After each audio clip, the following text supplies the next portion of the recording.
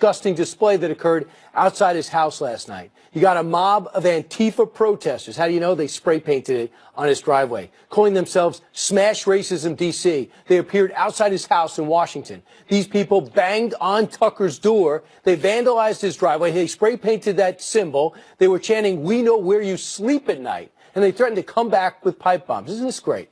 We're not going to show you the video, but just listen to their chants. You're outside your home, and we want you to know we know where you sleep at night. Mailbox. We know where you sleep at night.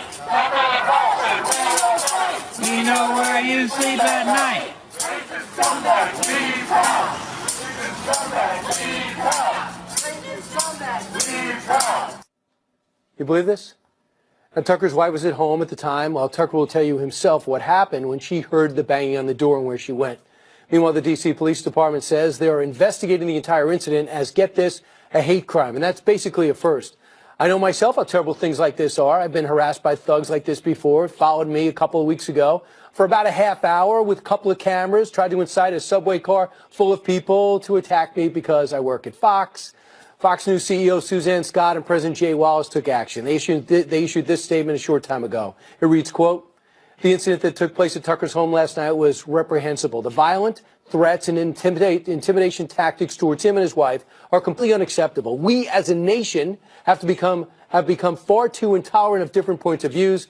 Recent events across our country clearly highlight the need for a more civil, respectful, and inclusive national conversation. Those of us in the media and in politics bear a special obligation to all Americans to find some common ground," unquote. Seems like a statement everybody should agree with, right? But not everyone does. Get this. Fox's Matt Yglesias, I think that's how you say his name, whose Twitter profile boasts of his, quote, "flexible morals," tweeted this: "I honestly cannot empathize with Tucker Carlson's wife at all. I agree that protesting at our house was tactically unwise and shouldn't be done, but I am utterly unable to identify with her plight at any level." Tactically unwise. Still, we've been touched by the outpouring of support for Tucker Carlson from other media personalities you might remember. CNN's Ryan Stelter, a regular critic of the show, tweeted this out: "Inexcusable. Whether you love or hate Tucker Carlson, we should be able to see this behavior as wrong." His colleague, Chris Cuomo, responded to that quote: "Wrong? If they did what is reported, it is criminal."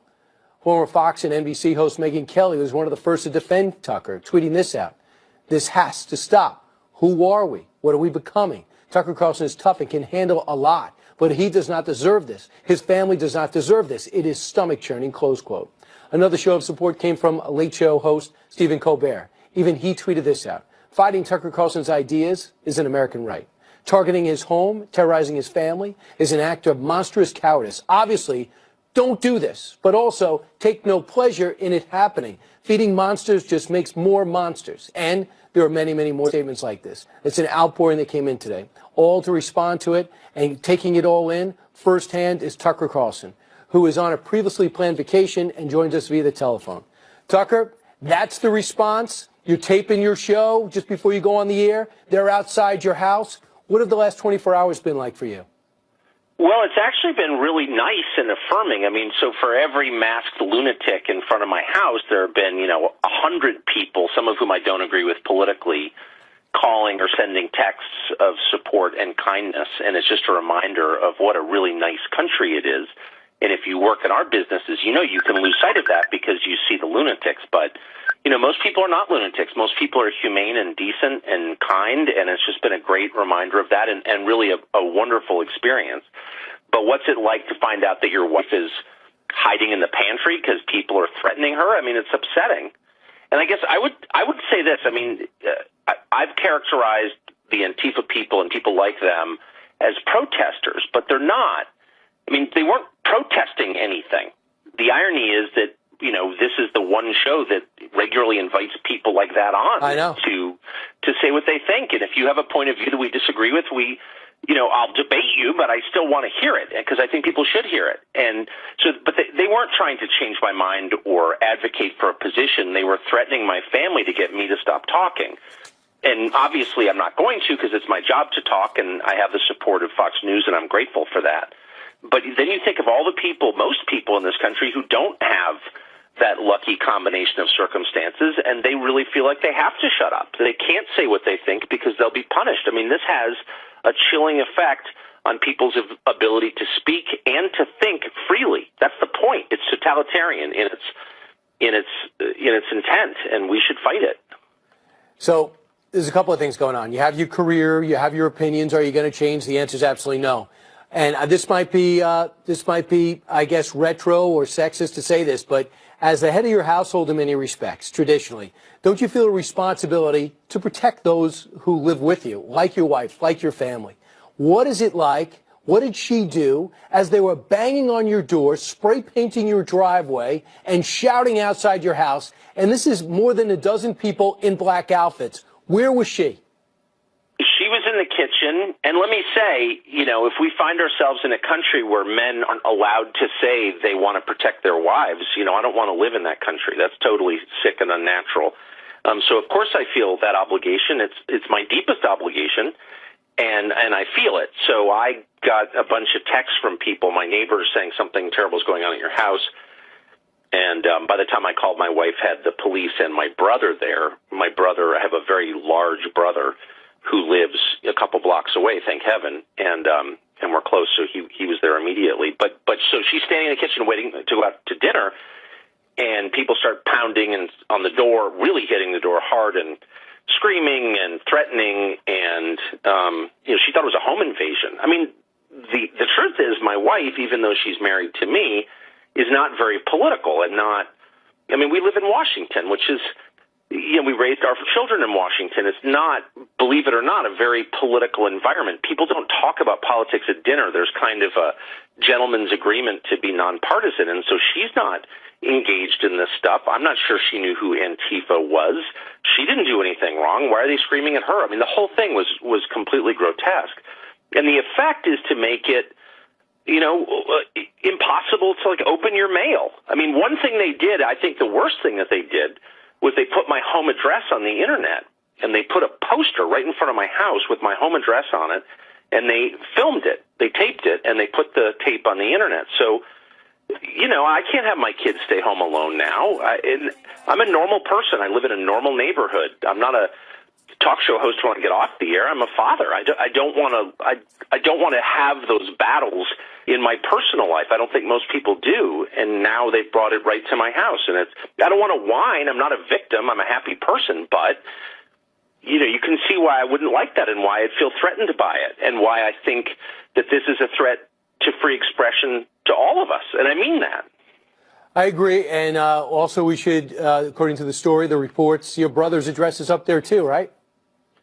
Oh, they put my brother's address up. They put my college roommate's address up, my best friend who lives down the street from me, who I started the Daily Caller with, who, like my brother, has nothing to do with any of this. And they put both of their home addresses up. My college roommate was on a trip. His wife is home with their little kids, and he's got to get the police over there. My brother has a family, too. I mean, the whole thing is completely crazy. And I should say, just for the record, that I would guess that the overwhelming majority of my neighbors are Democrats, probably don't agree with a single thing I think, but all of them were appalled by this.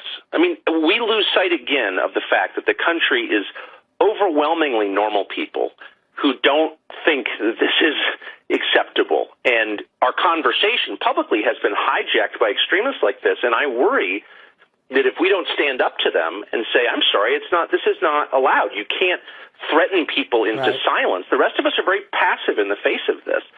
I think we know who these people are. In fact, I think one of the people screaming at my wife last night has been a guest on our show. So these are semi-public people, yes. And I can't prove that. We're going to find out. But I'm thinking to myself, two things. If you have something to say, you're always welcome to come back on and say it. Again, he doesn't want to say it. He doesn't want to convince you. He wants to scare you into shutting up. But second, why are the rest of us sitting back and allowing speech to be squelched like this? I mean, nobody is for this, really, other than a tiny minority of people, and yet they have control. How did we get here? Because they got away with it. And I'm going to add this, Tucker. So you hear Antifa, we cover this every single day. You saw the bike racks being thrown. You saw the bricks being put through Starbucks windows. These people, they yell, they scream, and they're violent. So that's got to really weigh in your mind. You know, we've seen them in action before. Well, they're absolutely violent. I mean, you know, I don't want to pretend to be the tough guy. I'm not a tough guy, but I mean, I've been doing this a long time, and I'm not personally, I don't feel threatened physically, but, you know, I have 5 other people in my house, yep. and maybe they do. And that's the point. So if I'm walking down the street and someone comes up and says, you know, I violently disagree with you, okay, you know, let me hear about it. But to do this is a form of intimidation. So right. Why are we describing it as a protest? It's a protest in the sense that when the mafia tells a store owner, you know, I'd hate to have this place destroyed. That's not a protest. It's a threat. Exactly. And that's what this is. Hey, Tucker, you're supposed to be on vacation. I appreciate you joining us. If anybody wants to know if Tucker's going to be intimidated, watch his A block. That's the beginning of the show when he comes back. I have a hunch you're not going to be pulling back.